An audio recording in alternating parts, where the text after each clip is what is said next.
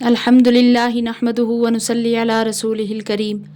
رب اشرح لی صدری ویسر لی امری واحلل عقدۃ من لسانی یفقہوا قولی۔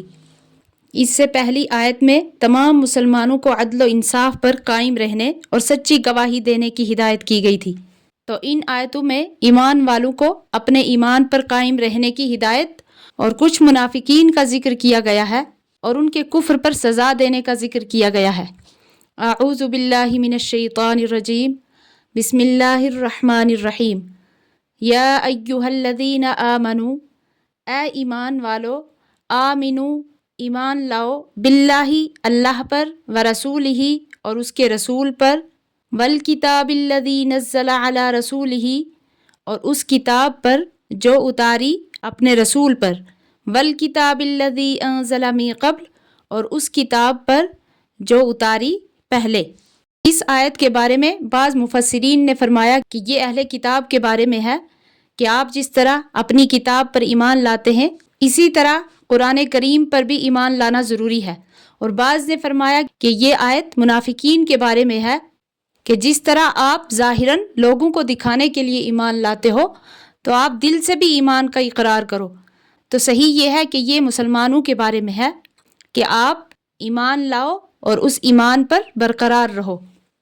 یعنی جو آپ مجملاً ایمان لا کر مومنین کے زمرہ میں داخل ہو چکے ہیں تو عقائد ضروریہ کی تفصیل سن لو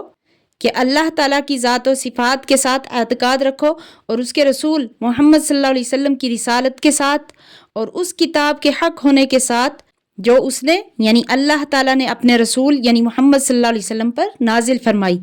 اور ان کتابوں کے حق ہونے کے ساتھ بھی جو کہ رسول صلی اللہ علیہ وسلم سے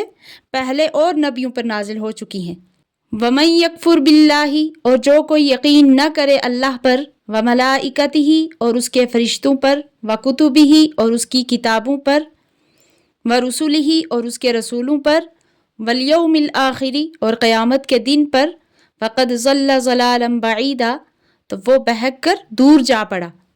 تو یہاں کتبہ یہ جمع کا لفظ ہے کہ تمام کتابوں پر ایمان لانا ہے، یعنی جس طرح قرآن پر ایمان لانا ضروری ہے اس طرح پہلی کتابوں جو قرآن سے پہلے نازل ہو چکی ان پر بھی ایمان لانا ضروری ہے، اور ان پر ایمان لانا یہ ہے کہ یہ سچی کتابیں تھیں اور اللہ تعالیٰ نے اپنے پیغمبروں پر نازل کی تھی، تو ان پر ایمان لانا یہ ہے۔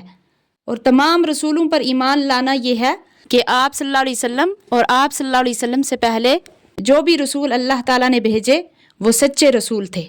یعنی اگر ان میں سے کسی ایک کا بھی انکار کیا تو وہ دور کی گمراہی میں جا پڑا، یعنی وہ کافر ہو گیا۔ ان الذین آمنوا وہ لوگ جو مسلمان ہوئے، ثم کفروا پھر کافر ہو گئے، ثم آمنوا پھر مسلمان ہوئے، ثم کفروا پھر کافر ہو گئے، ثم ازدادوا کفرا پھر بڑھتے رہے کفر میں، لم یکن اللہ لیغفر لہم ولا لیہدیہم سبیلا تو اللہ ان کو ہرگز بخشنے والا نہیں اور نہ دکھلائے ان کو سیدھی راہ۔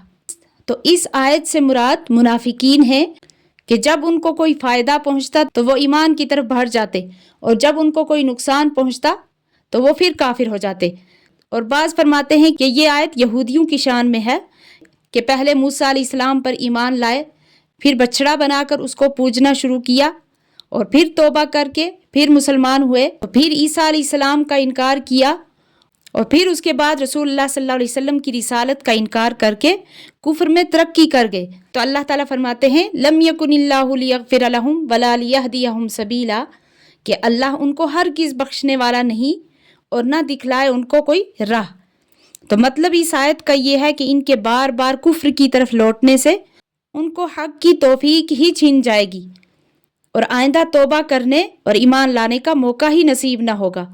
ورنہ جو قاعدہ قرآن اور سنت کی نصوص قطعیہ سے ثابت ہے وہ یہ ہے کہ کیسا ہی کافر یا مرتد ہو اگر سچی توبہ کر لے تو پچھلا گناہ معاف ہو جاتا ہے۔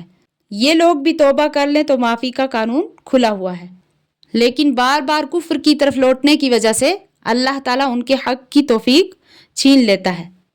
اللہ تعالیٰ ہم سب کو ایمان پر قائم رہنے کی توفیق عطا فرمائے، آمین۔